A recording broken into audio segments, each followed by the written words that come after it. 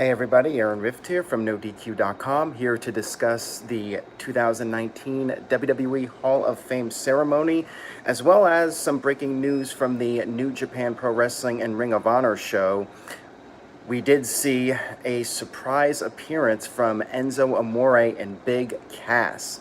Caleb Jacobs with a $3.56 super chat donation, and he says, I'm already screwing this up. I feel like X-Pac right now. I'm just stumbling over my words, and we're just getting started here. He says, don't say Vince McMahon, says Caleb. Vince McMahon. Unlike the WWE Hall of Fame, I can say Vince McMahon all I want. Or you could just be like DX and break all the rules. Cindy, I did not get the super chat donation, so I'm here on my phone. I might miss some of them, so I do apologize for that. I am not home right now, as you guys can tell. So I'm just going to go ahead and try to do this the best I can. I have my notes here, not very well written, but I did write a full recap over on NoDQ.com. Somehow managed to do that and keep up with what was going on with the New Japan Pro Wrestling and Ring of Honor show, all the while not being home. So I will do my best here to try and discuss what was going on and give my thoughts. So let's go ahead and talk about the Hall of Fame. Let me get to the first page here. So you had the standard intro for the Hall of Fame, except you had DX doing voiceovers over the normal intro that they do every year. Shawn Michaels was calling it boring and saying that they were there to give it some effing attitude. You had Corey Graves and Renee Young hosting the show, and I think they even made a Hillbilly Jim joke. Actually, during the DX ceremony, you also had a joke being made about Hillbilly Jim. Poor Hillbilly Jim. The guy was the butt of the jokes tonight because last year he just talked for so damn long. I know Caitlin brought up how like it was a bit agonizing for him to talk that long. So we had Honky Tonk Man's induction first. Jimmy Hart did the induction speech for him. Pretty straightforward. Jimmy Hart just talked about how Honky Tonk Man beat Ricky Steamboat and it was all upward from there. And he brought up how DDP thought Honky Tonk Man was such a big deal that DDP actually showed up at WrestleMania and drove the car that Honky Tonk Man and Greg Valentine were in. That was pretty funny. I will say this, though. I love Jimmy Hart, but the man is finally starting to show his age. Just how he was talking, and you could see it in his face. He's getting up there, but he looks pretty young still for his age. I will say that, but he is finally starting to look old, just like Vince is as well. Whoops, I said Vince again. Power Packers, $92. Enzo and Cass are disrespectful for hijacking the G1. I will talk about that here in a few minutes. I will discuss Enzo and Cass and what happened with them. You can go over on NoDQ.com right now and check out the videos from what happened, and you can make the call for yourself. Is it a work? Is it a shoot? A lot of fans debating about that. But let's get back to the Hall of Fame. I do want to note that you could see Jimmy Hart reading from a teleprompter, and I think Honky Tonk Man was too. I think the people in charge, Kevin Dunn and the crew, I think they realized this pretty quickly because I didn't notice it again later in the show. Just in the very beginning, somebody realized, we screwed up and accidentally showed the teleprompter. It was a different setup for this year's Hall of Fame because of the fact that the Hall of Fame was Saturday tonight instead of Friday like it has been in the past.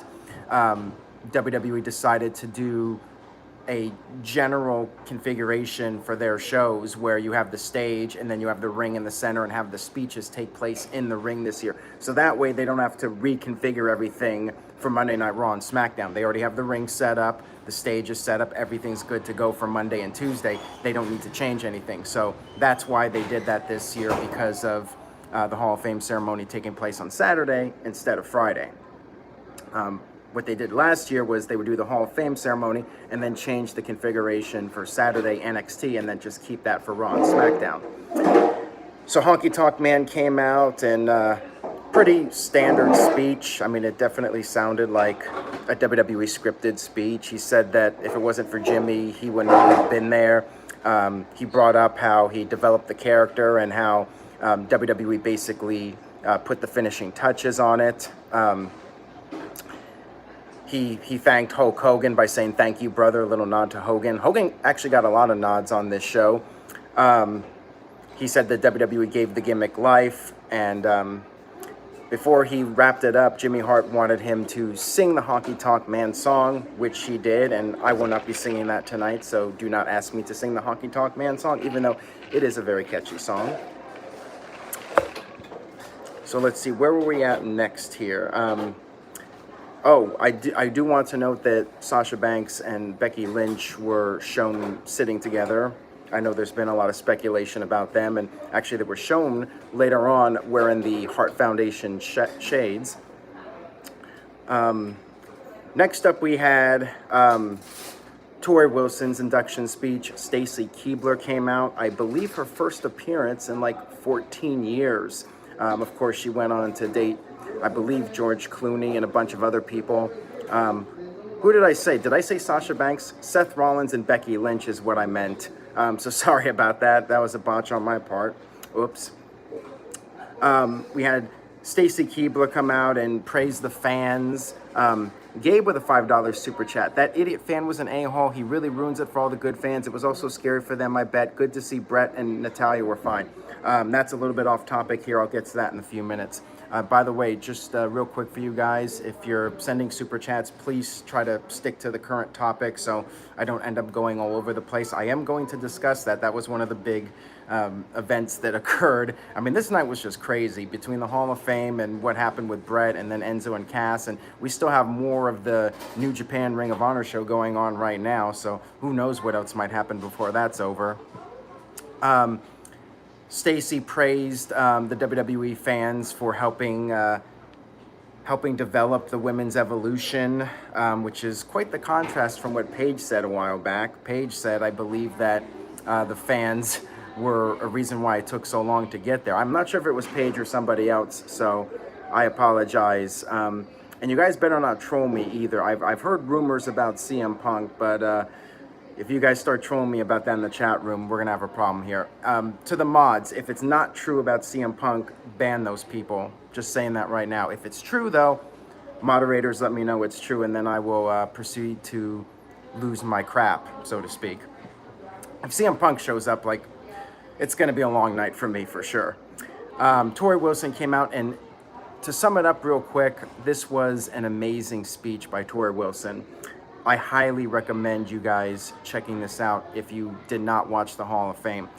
Tori talked about her childhood and how she had the eating disorder and how she was bullied. She was called Fatso, and she vowed from that day to turn things around for herself. And she got to WWE, and she talked about how fear's enemy is a confident persona, and she wants to help people be able to fight their fears. And she gave some advice to the fans saying you don't need permission to do things. And she noted that she wasn't hired for her wrestling skills, but she gave it her best effort and she kept trying to improve, and she forgot about failure and kept moving forward.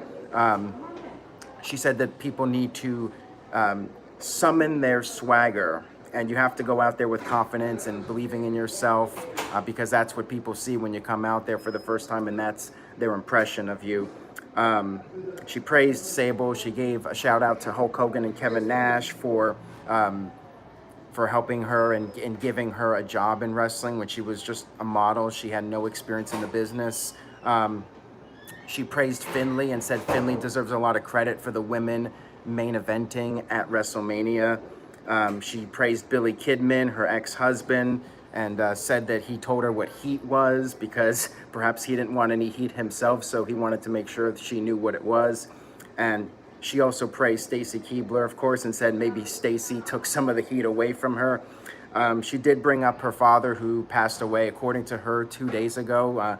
That was a really sad moment. And then she also praised Michelle McCool, saying she was Michelle's road wife before The Undertaker got involved. She had a lot of funny moments here, and she also praised Victoria and Candice Michelle, and they were getting choked up. She also thanked the fans and even joked how a lot of fans went through puberty through Tori Wilson. That was a great moment. And the New Day popped huge for that. They started standing and giving her a standing ovation. This was just a great speech. Again, I highly recommend it if you haven't seen it. So next up, we had the Hart Foundation induction. Like I said, Seth Rollins and Becky Lynch were wearing the Bret Hart shades.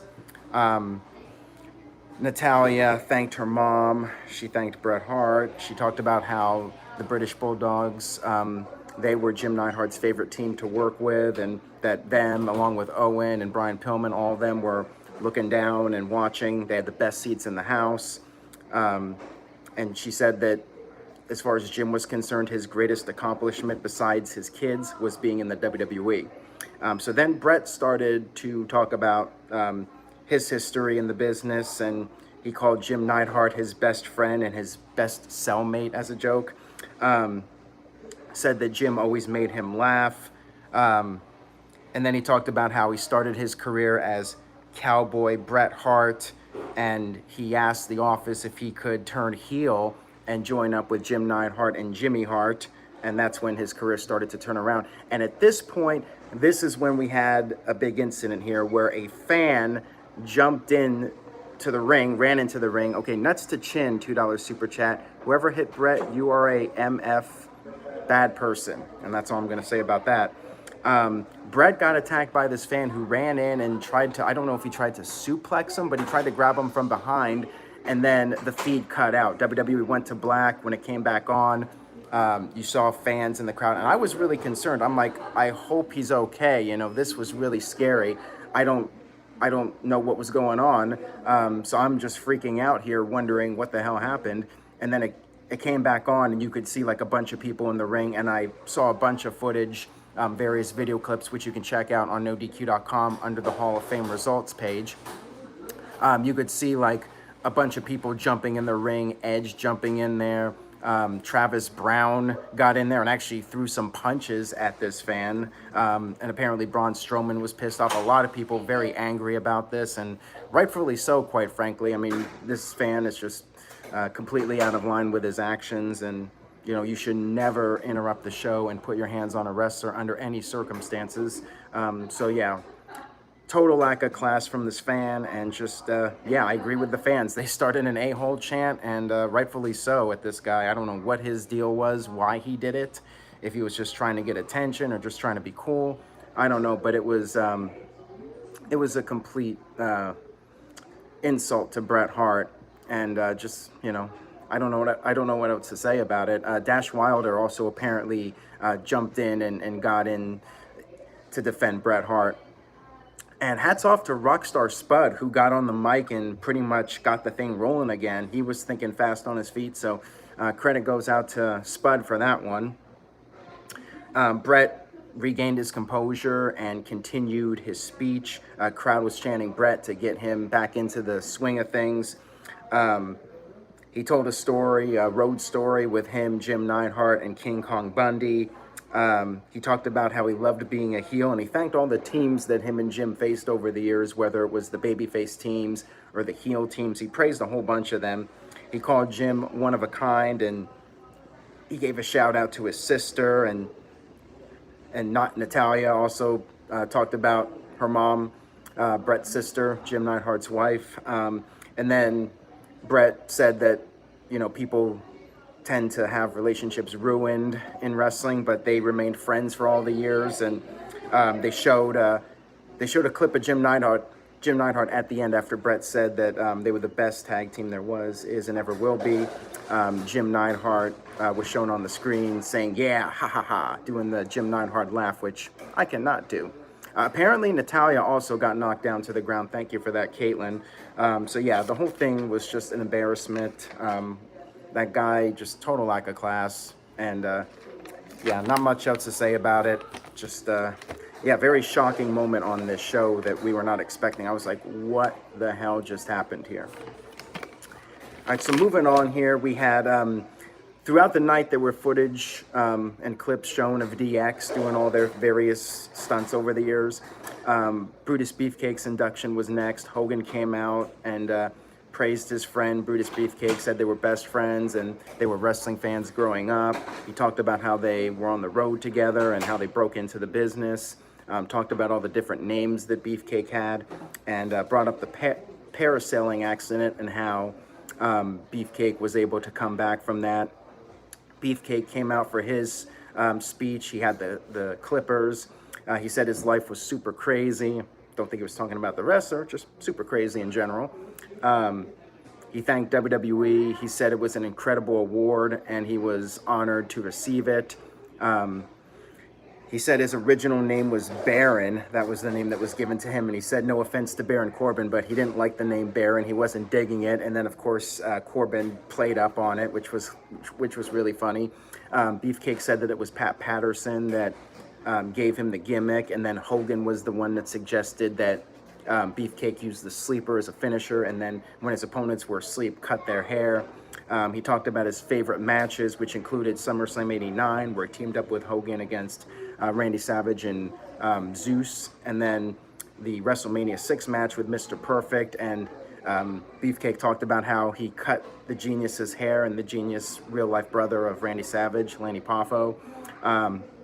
Mike B with a $9.99 super chat. I probably won't tune in tomorrow night because it's going to be late on the East Coast. I just want to say thank you for all your hard work with the NoDQ Galaxy. Thank you, Aaron. Well, thank you so much for that, Mike B. And yeah, I know it's going to be really late. I'm glad I'm still on the West Coast right now for WrestleMania because the East Coast is just going to be nuts for people. It's going to be like 12:30, hopefully earlier than that, but 12:30 Eastern when WrestleMania ends. So I feel bad for the people on the East Coast. But pretty soon I'm going to have to adapt to that. It is what it is, but, you know, I am not complaining.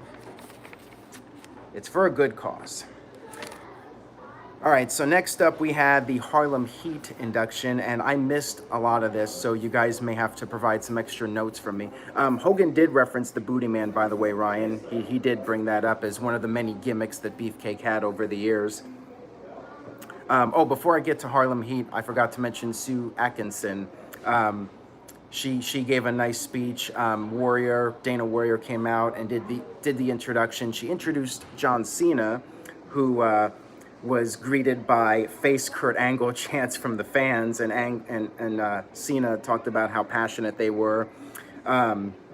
Cena gave a lot of praise to Sue and said her motto was, "How can I help?" and talked about all the things that she helped set up behind the scenes with the Make-A-Wish Foundation and all that stuff. Sue came out, said that her job was the best job that anybody could ask for. She brought up Connor the Crusher and talked about how the children make such an impact on the world that some people don't even realize the impact that they make.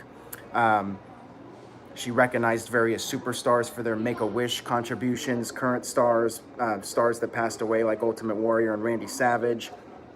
And then she brought up how Justin Bieber tried to take credit for having the most Make-A-Wishes when in fact it was actually John Cena that had the most amount of wishes. And then she said that there are some fans that ended up surviving their health issues, and she acknowledged one guy in the crowd and then ended her speech by saying, "Keep on wishing." So really nice stuff here. I enjoyed it. Good stuff here. Very classy. Then we had Harlem Heat's speech, which I did miss a good deal of Stevie's part of it, at least. Booker T stuff was a lot of what he said previously during his Hall of Fame induction speech. Talked about how he wished his mom was there, talked about them growing up and how he was arrested and it was his brother that got him back on the right track. And Booker said that it was actually his brother's dream that he was living, getting into wrestling. Stevie Ray then gave his part of the speech and talked about how they broke into the business, brought up Ivan Putski and going into the Global Wrestling Federation, and then finally getting into WCW and talking about that run.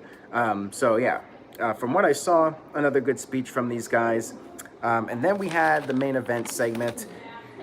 And wow, what a speech this was from D-Generation X. By the way, nobody inducted Harlem Heat. It was just the two of them coming out for their speech. I believe Sherry was referenced. Correct me if I'm wrong on that. I did miss it, but I thought I saw from somebody that Sherry was acknowledged, which is really cool. I mean, she was definitely a big part of Harlem Heat's act for sure. And she's also a fellow WWE Hall of Fame. Yes, she was referenced. Thank you for that, Gabe.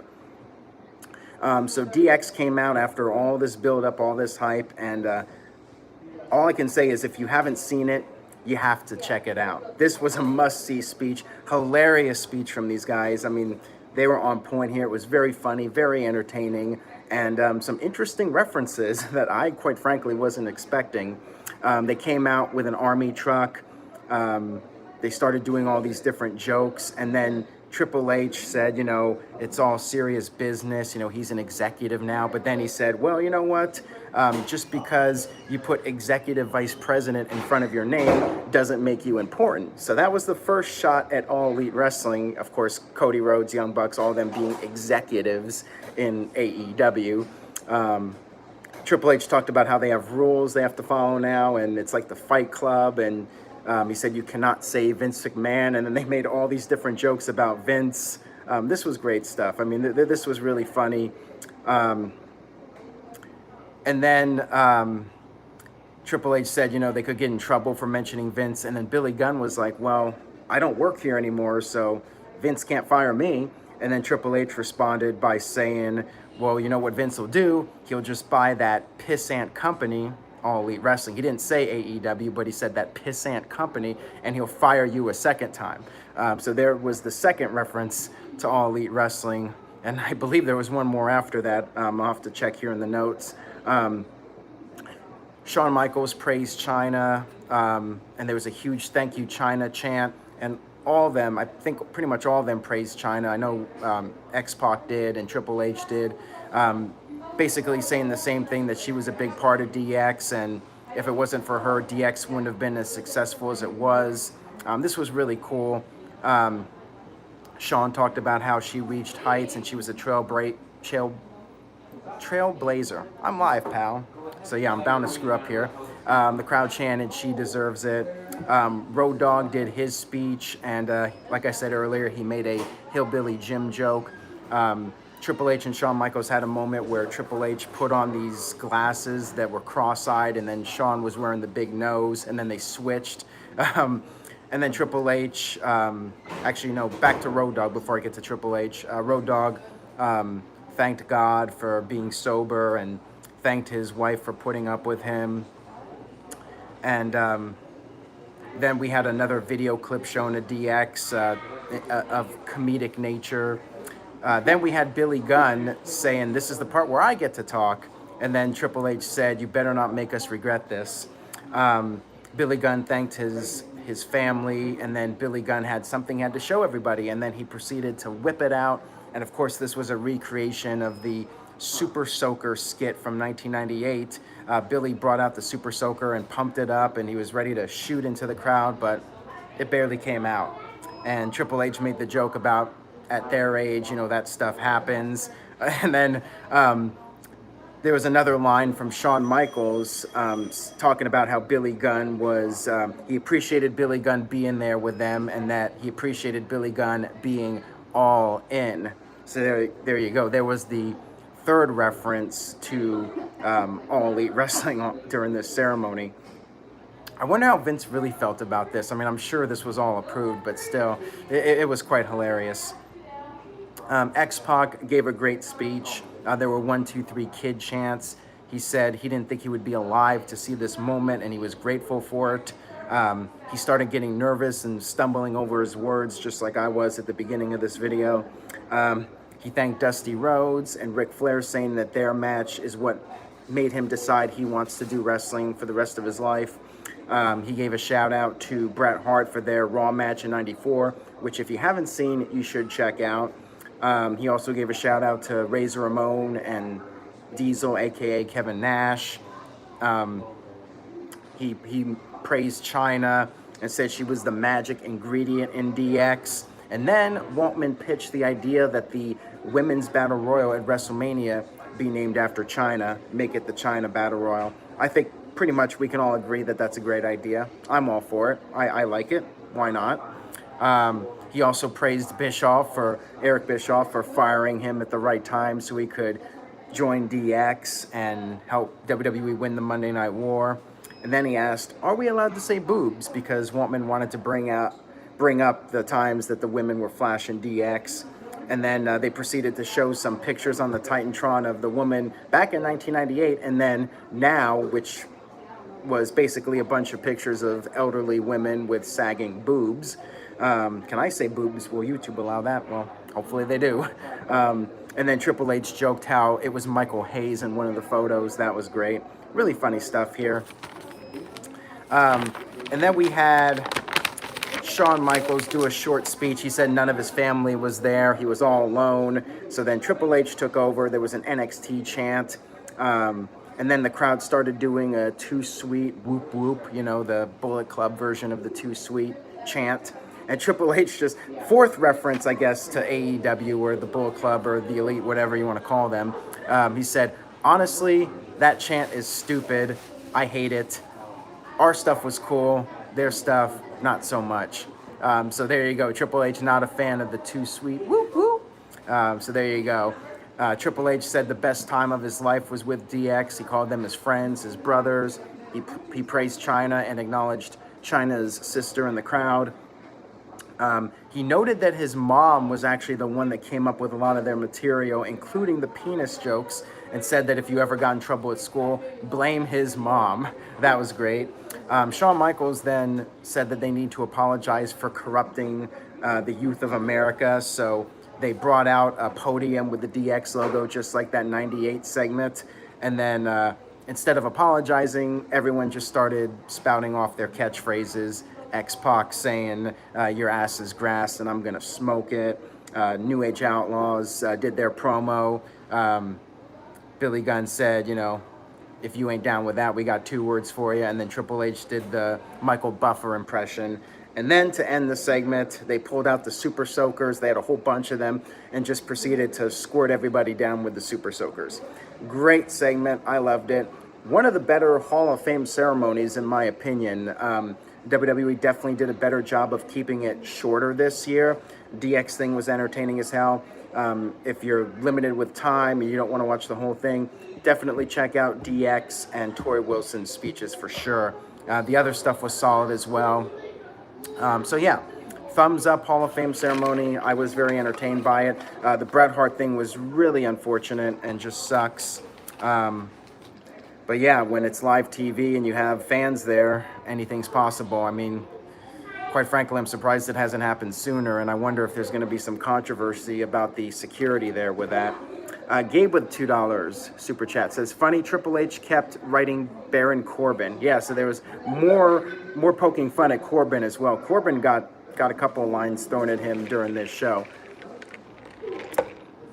All right, so the other big story here, and there could be more stories before the night is over since the New Japan Ring of Honor show is still going on. Enzo and Cass showed up. They jumped the guardrail and attacked the Briscoe brothers before a whole bunch of security came out, and you had different wrestlers, including Bully Ray, come out. And basically what happened was Enzo and Cass were just standing there for a while, and then they were escorted out. And as they were being escorted out, they held up their middle fingers to the crowd and just kept them up as they were walking out. So everybody's wondering what's going on here. Is this a work? Is this a shoot? Based off of what I saw, and I only saw a couple of videos of it, looks like it's a script to me. I mean, I would think that if this was legitimate, first of all, they weren't in disguises, to my knowledge. And second, they would have been taken down. There would have been way more chaos, and, you know, you would have had security on them and handcuffing them and that sort of thing, you know, because they got physical with the Briscoes. So, you know, to me, it was a work from what I saw, and I would be surprised. I don't know this for a fact that it's a work, but from what I saw, it looked like a work to me. But the fact that people are debating it, I mean, that's what you want for an effective angle. You know, so it's definitely something that's going to be buzzworthy and getting people talking, and I'm sure there will be updates about this. It's going to be a really interesting 24 hours here, you know, with the fallout from the Ring of Honor show and New Japan and WrestleMania. Just a crazy night.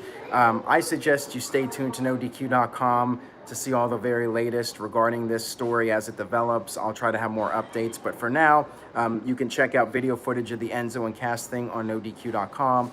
as well as the Hall of Fame recap and what happened with Bret Hart. Offman Rules with a $5 super chat. I'm at the G1 Super Show. Enzo and Cass was a work. They were escorted out of the garden very gently. So there you go. According to Offman Rules, it was a work. And that's what I've also heard from a couple of people that were there. To them, it looked like a work designed to be a shoot and make people think that it was a shoot. You know, that they were hijacking the show, you know, playing off a Survivor Series, basically. So yeah, interesting development here with Enzo and Cass. We'll see where this goes and what's going to happen next. So there you go. Very interesting night tonight for sure with the AEW references during the DX speech. Yeah, I'm just blown away by all this. But anyways, that's my thought on the review. I hope you guys enjoyed it. I wasn't planning to do a video tonight, but I figured, you know, a lot of stuff went down. I got to do something here. I'll sign off for tonight. Stay tuned to NoDQ.com. Buy a shirt, NoDQ.com/shirts. They are 20% off through Monday morning. So head over there, NoDQ.com/shirts. Show your support for the website and stay tuned to NoDQ.com for WrestleMania coverage. It's going to be a busy day, but I'll be